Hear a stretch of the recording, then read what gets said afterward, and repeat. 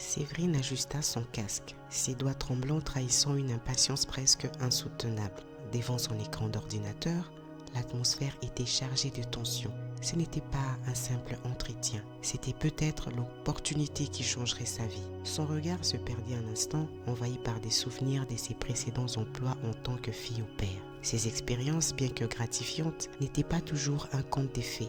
Travailler comme fille au père signifiait jongler entre des journées bien remplies à s'occuper des enfants, préparer leurs repas, les emmener à l'école, les aider à faire les devoirs et maintenir un lien de respect dans des foyers souvent exigeants. Elle s'est souvenue des résidences somptueuses de Londres où elle avait perfectionné un anglais impeccable tout en veillant sur des enfants issus des familles aisées. Puis, il y avait eu Madrid, avec ses rues baignées de soleil où elle avait trouvé bien plus que du travail, des amitiés sincères et un nouveau souffle dans une vie parfois épuisante. Ces deux mondes, pourtant si différents, avaient enrichi son existence, mais semblaient aujourd'hui à des années-lumière de cette chambre étroite à Paris. Froide et impersonnelle, elle était un rappel brutal de son besoin urgent de s'échapper et de trouver un nouveau départ, quelque chose de plus grand, de plus vibrant.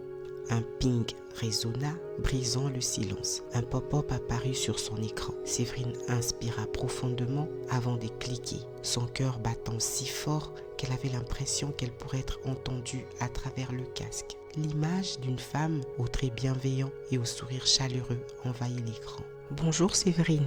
Merci de vous être rendue disponible si rapidement. Votre profil m'a beaucoup plu. Les mots de la femme résonnaient comme une mélodie dans les oreilles de Séverine. Elle écoutait avec attention tandis que la dame expliquait qu'elle recherchait une fille au père pour sa nièce qui attendait des jumeaux. Ma nièce doit accoucher dans 2 semaines et c'est là que j'ai besoin de vous. Ce ne sera pas une tâche facile, mais les conditions que nous offrons sont exceptionnelles. Je suis convaincue que vous êtes la personne idéale pour ce rôle. Puis vint l'offre inattendue, presque irréelle. Le poste est basé à Bali, en Inde. Tout est déjà arrangé. Je vous enverrai votre billet dès aujourd'hui et votre vol est programmé pour demain à minuit. Bali, Inde, jumeaux, tout cela tourbillonnait dans l'esprit de Séverine. Elle resta un instant figée, la réalité de cette proposition s'imprimant dans son esprit. C'était une opportunité qui promettait de transformer sa vie. Les défis, la rémunération, l'aventure, tout semblait parfait. Mais dans le fond de son esprit, une question flottait, discrète mais insistante. Était-elle prête à se lancer dans ce nouveau voyage, à nouveau loin de chez elle? Séverine avait quitté Saint-Denis et embarqué à l'aéroport de Roissy-Charles de Gaulle dans le vol 2340 à destination de l'Inde. Après des heures de vol, elle atterrit enfin à l'aéroport international Indira Gandhi à Delhi. À la sortie, un homme élégant, tenant une pancarte avec son nom, l'attendait. Sans un mot de trop, il lui ouvrit la portière d'une voiture luxueuse et la conduisit à travers les routes bordées des palmiers, jusqu'à un grand manoir qui semblait surgir d'un autre temps. Brigitte, la femme qui l'avait contactée, l'accueillit avec un sourire chaleureux. « Bienvenue, Séverine. Je suis ravie de vous voir enfin. » Elle la conduisit à une chambre somptueuse, les lits à baldaquin, les rideaux en soie et la vue imprégnable sur les jardins donnait une impression d'élégance intemporelle. Séverine posa sa valise, émerveillée par cet environnement. En s'approchant de la fenêtre, un détail attira son regard. Dans le jardin, baigné de lumière dorée, un homme était assis, seul, dans un fauteuil roulant. Immobile, il semblait perdu dans ses pensées et sa présence l'interpella. Qui était-il? Un membre de la famille? Séverine quitta la chambre et descendit au salon où Brigitte l'attendait avec une tasse de thé. « J'espère que la chambre vous plaît, » dit-elle avec un sourire. Séverine acquiesça, mais son esprit était toujours occupé par la silhouette de l'homme au jardin. Brigitte s'assit face à elle et expliqua. « Ma nièce arrivera ce soir. Sa santé est fragile, alors nous devons nous assurer que tout soit parfait pour son retour. D'ailleurs, vous devez passer des examens médicaux. Cela peut sembler inhabituel, mais c'est nécessaire. » Séverine fronça légèrement les sourcils devant cette démarche peu commune. Brigitte remarqua son trouble, ajouta d'un ton mystérieux. « Ma nièce est un véritable miracle. Quand vous la verrez, vous comprendrez. » Pour dissiper la tension, Brigitte invita Séverine à visiter la chambre de jumeaux. La pièce était décorée avec soin, chaque détail reflétant un amour presque obsessionnel pour ses enfants à venir. À la fin de la visite, Séverine jeta à nouveau un coup d'œil à travers une autre fenêtre. L'homme dans le fauteuil roulant était toujours là, immobile. Son regard semblait porter un poids indescriptible. Brigitte suivit son regard et déclara d'une voix douce: « C'est Jules, ne t'en fais pas pour lui. Il est... » Elle s'interrompit soudain en voyant Jules tourner son fauteuil et fixer les deux femmes. Ses yeux sombres semblaient sonder leur âme. D'un geste brusque, il fit signe à Brigitte de le rejoindre. Elle se leva immédiatement, presque mécaniquement, et sortit sans un mot. Séverine resta là, debout, regardant Jules à travers la vitre. Elle ne pouvait pas détourner les yeux de cet homme énigmatique, dont la tristesse semblait imprégner l'atmosphère. Séverine tenta de joindre sa mère pour l'informer de son arrivée à Bali, mais aucune connexion n'est passée dans l'immense manoir. Elle sortit dans les jardins à la recherche des réseaux. L'air chaud de la nuit indienne lui caressa le visage, mais un détail étrange attira son attention. Au loin, elle vit un bus, suivi d'une voiture, s'arrêter devant l'entrée du domaine. 2 hommes en blouse blanche et une femme en tailleur en descendirent. Brigitte sortit pour les accueillir, discutant brièvement avec eux. Pendant ces temps, Jules, toujours dans son fauteuil roulant, s'approcha lentement de Séverine. Sa voix douce, mais chargée de mélancolie, brisa le silence. « Vous êtes jolie, mademoiselle. Comment vous appelez-vous » Séverine, surprise, répondit timidement, puis ajouta avec une pointe de curiosité: « Et vous ? Vous êtes Jules, c'est ça ? Vous passez vos journées à regarder le soleil, on dirait. » Un léger sourire traversa le visage de Jules. « Malgré moi, oui, j'aime regarder le soleil et j'aime jouer. Je suis un grand joueur, mais aujourd'hui, je suis coincé sur ce fauteuil. » Il marqua une pause, fixant l'horizon d'un regard déterminé, puis reprit: « Mais demain, tout ça sera fini.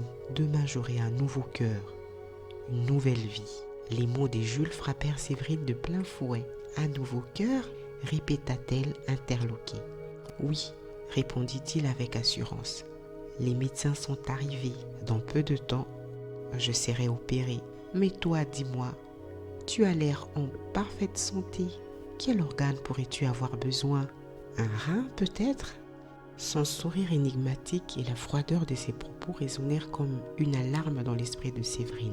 Jules s'arrêta un instant, puis conclut avec une voix plus grave. « Brigitte est une femme qui accomplit de miracles. » Avant que Séverine ne puisse répondre, Brigitte sortit sur le perron et lui fit signe de revenir à l'intérieur. « Séverine, c'est l'heure de passer vos examens médicaux comme convenu, » dit-elle avec un sourire apaisant. Mais Séverine sentit une sueur froide lui glacer la peau. Et si ces examens n'étaient pas destinés à la nièce? Et si c'était elle le cobaye, une donneuse involontaire pour Jules? Son cœur s'emballa à cette idée, mais elle chassa ses pensées de son esprit. Non, ce n'était pas possible. Elle s'efforça à sourire, convaincue qu'elle dramatisait. Séverine entra dans la pièce où l'attendait une infirmière. La femme lui désigna une chaise. « Installez-vous, mademoiselle, nous allons procéder à un prélèvement sanguin. » Rien de plus. Séverine hésita avant de s'asseoir. Un nœud se forma dans son estomac. Elle tenta de masquer son anxiété et posa innocemment quelques questions. « Ces examens, à quoi servent-ils exactement ?» Le sourire de la femme s'élargit. « Glacial.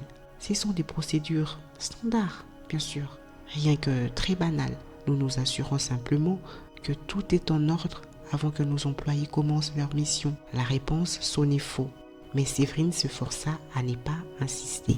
La seringue s'enfonça dans son bras et en quelques secondes, le prélèvement fut terminé. La femme lui tendit un coton, lui adressa un sourire courtois et la congédia sans cérémonie.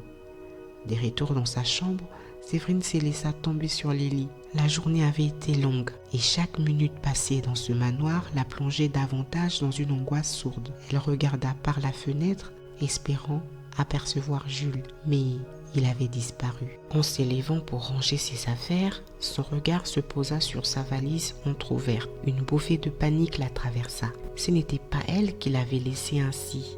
En se précipitant pour l'inspecter, elle constata avec horreur que son passeport et sa carte d'identité avaient disparu. Son cœur battait à tout rompre. Ils avaient tout planifié. Ils l'avaient piégée, pensa-t-elle. Elle se tourne brusquement vers la porte de sa chambre, vérifiant si elle était verrouillée. Son esprit tourbillonnait à toute vitesse. Comment pourrait-elle s'échapper sans papier? Et si tout cela faisait partie d'un plan plus sinistre, une seule personne pourrait peut-être l'aider. Jules. Il lui avait parlé avec sincérité et semblait être le seul à avoir un minimum d'humanité dans ce lieu étrange. Mais comment l'approcher? Pouvait-elle lui faire confiance? Séverine n'avait pas le choix. Et si elle voulait sortir vivante de ce cauchemar, elle devait risquer le tout pour le tout. Séverine sortit de sa chambre, le cœur chargé d'une sombre détermination. Si son cœur devait appartenir à Jules, alors elle devait agir avant qu'il ne soit trop tard. Faible et dépendant, il ne serait pas difficile à vaincre. Sa survie en dépendait. Elle savait qu'elle ne pouvait compter sur personne d'autre pour la sauver. Elle descendit les escaliers avec une résolution glaciale, ses pensées tourbillonnant à toute vitesse. Dans le salon, Brigitte était assise tranquillement, absorbée par la lecture d'un journal, comme si rien d'anormal ne s'est tramé dans ce manoir. Séverine prit une profonde inspiration avant de lui adresser un sourire. « Puis-je parler à Jules ?» demanda-t-elle poliment. « Il est dans sa chambre, au fond du couloir. » Sans un mot de plus, Séverine se dirigea vers la pièce indiquée. Elle frappa légèrement, mais n'attendit pas des réponses avant d'ouvrir la porte. Jules était là, torse nu, assis sur le sol, des écouteurs dans les oreilles. La lumière tamisée de la pièce donnait à la scène une étrange aura de calme, presque irréelle.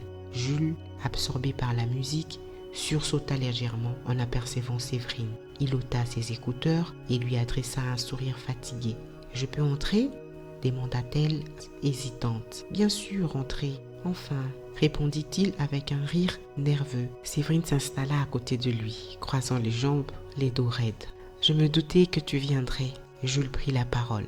Elle hocha la tête, ses yeux plongés dans le sien. « J'ai envie de comprendre tout ça. Ta nouvelle vie, ce cœur que tu attends, cette histoire de miracle. J'ai juste envie de comprendre, Jules. » Jules esquissa un sourire triste avant de murmurer. « La personne qui va me donner ce cœur est spéciale.